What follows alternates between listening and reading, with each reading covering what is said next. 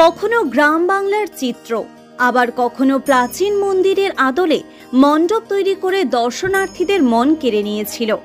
এবার কর্ণাটকের হাসান জেলার প্রাচীন বিষ্ণু মন্দিরের আদলে তৈরি হতে চলেছে ৬৪ বছরের দুর্গাপুরের মার্কনি সর্বজনীন দুর্গাপুজো মণ্ডপের থিম।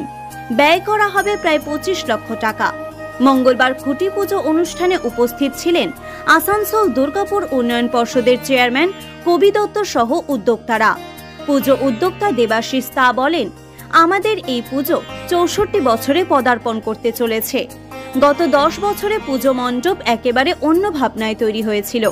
এবারেও মানুষের মন ছুঁয়ে যাবে, জেলার অন্যতম জায়গা করে নেবে এই পুজো। কত বছরের পুজো কি করছেন?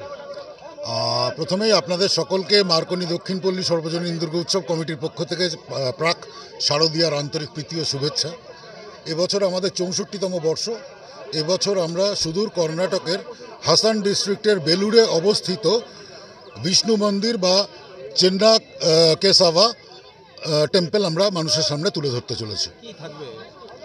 অ্যাকচুয়ালি যেটা থাকবে সেটা হচ্ছে হোয়সালা আর্কিটেকচারের বিভিন্ন কারুকার্য আপনারা এখানে দেখতে পাবেন, যেটা কিনা তখনকার দিনে প্রচণ্ড ফেমাস ছিল।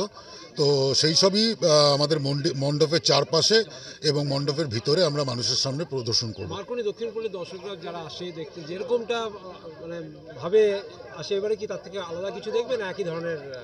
অবশ্যই আলাদা দেখবে, কেননা গত 10 বছর আমরা বিভিন্ন ভাবনার উপরে মণ্ডপ মানুষের সামনে তুলে ধরেছি। শুধু গত বছরে আমরা পুরা বাতওয়ান টেম্পলের অনুকরণে পুজো করেছিলাম বা মণ্ডপ করেছিলাম। এবছরে আবার আমরা অনুকরণের দিকেই গেছি, তাই আমরা পার্টিকুলার থিম বলতে পারবো না, কিন্তু আমরা অনুকরণ করছি এই মন্দিরটি, বিষ্ণু মন্দির কর্ণাটকের বেলুড়ের।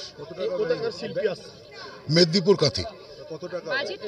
Budget around 25 lakhs।